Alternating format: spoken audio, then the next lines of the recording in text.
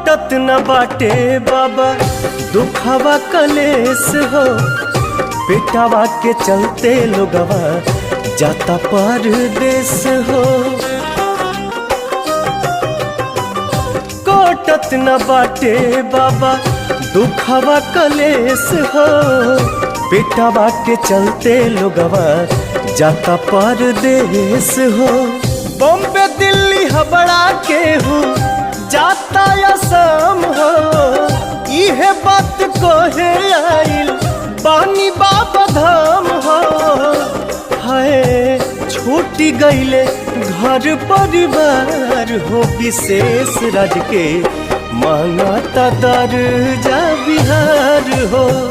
बाबा कोनो चमत्कार हो, विशेष राज के